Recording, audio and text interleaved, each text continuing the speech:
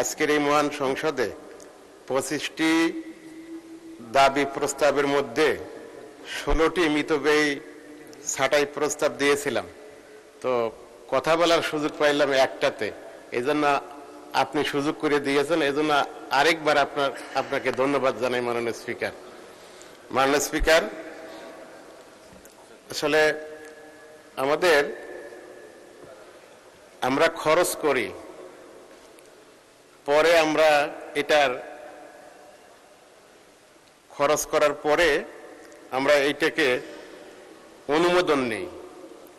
মাননীয় স্পিকার, এখানে আমি একটি কথা বলতে চাই যে cut your coat according to your cloth, ইংরেজিতে একটি প্রভাব আছে, অত্যন্ত গুরুত্বপূর্ণ একটি, যে আসলে এটা উল্টো হয়ে গেছে, মানে আয় বুঝে ব্যয়, কিন্তু আমরা ব্যয় বুঝে আমরা আয় করার চেষ্টা করছি।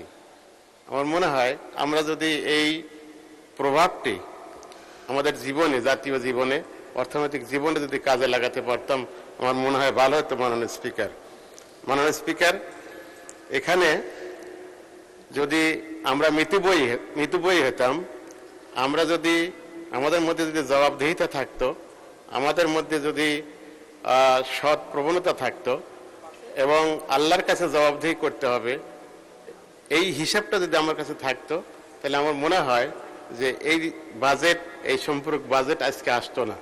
মাননীয় স্পিকার, বিশ্বকবি রবীন্দ্রনাথ ঠাকুরের কথা একটু মনে পড়ে গেল। মাননীয় স্পিকার, জুতা আবিষ্কার কবিতা তিনি রচনা করেছিলেন প্রায় 100 বছর আগে। এই জুতা আবিষ্কার কবিতার সামারি হলে এটাই যে রাজা বলেছিলেন যে আসলে রাজ্যে যেন কোনো ধুলি না থাকে, আমার পায়ে যেন ধুলি না লাগে।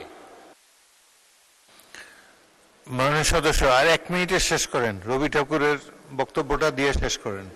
রবি ঠাকুর জি, ধন্যবাদ মাননীয় স্পিকার।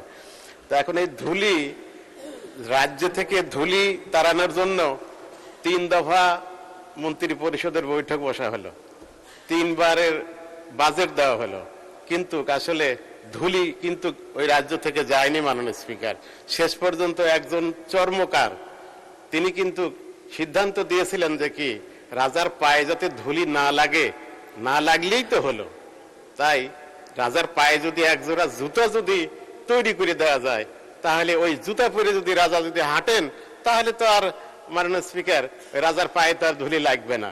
এই যে 100 টাকা খরচ করে একটা জুতা কিনে দিলেই তো ধুলি সব শেষ হয়ে যায়, কিন্তু সেখানে crore crore billion million trillion dollar খরচ হচ্ছে, তারপরেও কিন্তু আমাদের দেশে সমাধান হচ্ছে না।